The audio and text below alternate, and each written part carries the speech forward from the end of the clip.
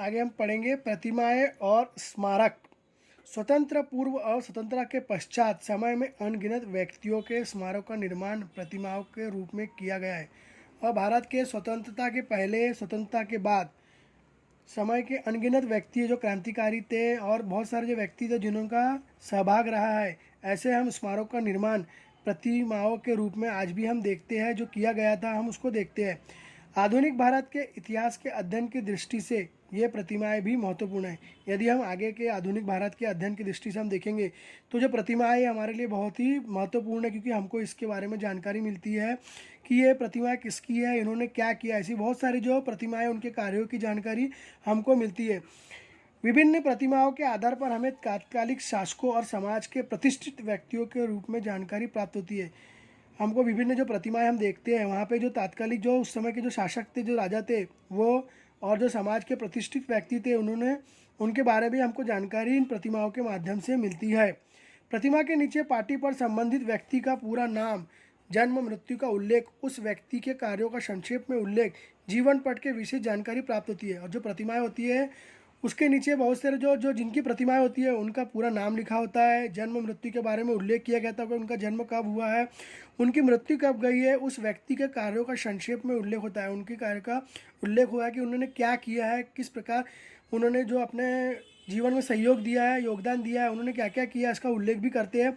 जीवन पट के विषय में जानकारी प्राप्त होती है और उनके जीवन के बहुत सारे विभिन्न पहलुओं के बारे में हमको जानकारी उन प्रतिमाओं के माध्यम से, प्रतिमाओं के निजी संबंधित जो चीज़ें लिखी होती है उसमें हम जीवन पट को पूरी जानकारी प्राप्त होती है।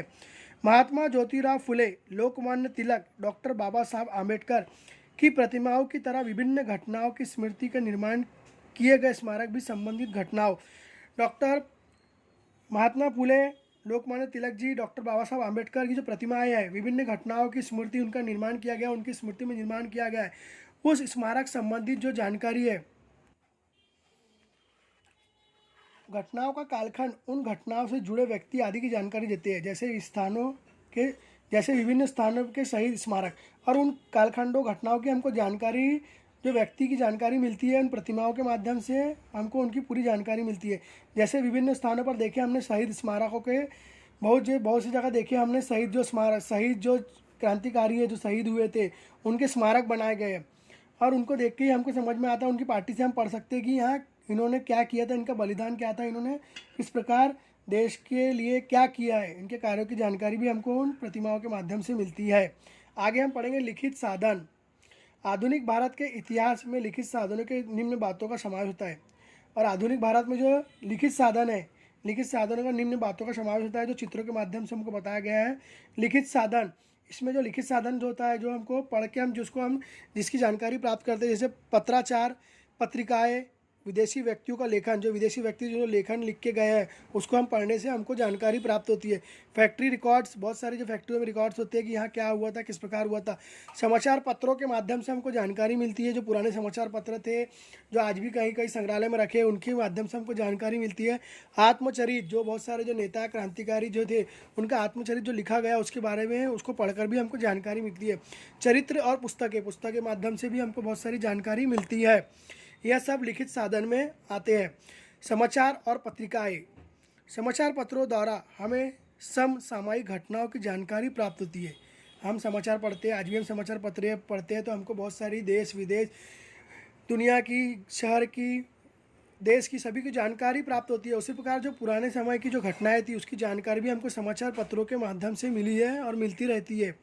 साथ ही समाचार पत्रों में किसी घटनाओं का गहन विश्लेषण, विद्वान के मत प्रतिक्रियाएं, संपादकीय लेख प्रकाशित होते हैं। और जो समाचार पत्र है उसमें बहुत सारी जो कॉलम दिए रहते हैं, इसमें गहन विश्लेषण होता है कि बहुत सारी चीज़ों के बारे में पता चलता है। जो विद्वान होते हैं, जो एक्सपर्ट होते हैं, उनकी प्रतिक्रियाएं हमको पढ़ने को मिलती है, हमको सीखने मिलता है। और जो संपादकीय लेख होता है, जो संपादक लेख होता है, उससे भी बहुत सारी जानकारी है, इतिहास संबंधित, राजनीतिक संबंधित, खेल संबंधित बहुत सारी जानकारी हमको समाचार पत्र के माध्यम से भी मिलती है। हमें तत्कालिक राजनीतिक, सामाजिक, आर्थिक और सांस्कृतिक गतिविधियों की जानकारी प्राप्त होती है। और हमें जो राजनीति में क्या हो रहा है, सामाजिक जीवन में क्या हो रहा है, आर्थिक में भारत की दृष्टि से आर्थिक में क्या हो रहा है, आर्थिक व्यवस्था कैसी है, सांस्कृतिक गतिविधियों आदि की जो जानकारी प्राप्त होती है, हमें समाचार पत्रों के माध्यम से भी बहुत सारी जो प्रमुख जानकारी है वह प्राप्त होती है।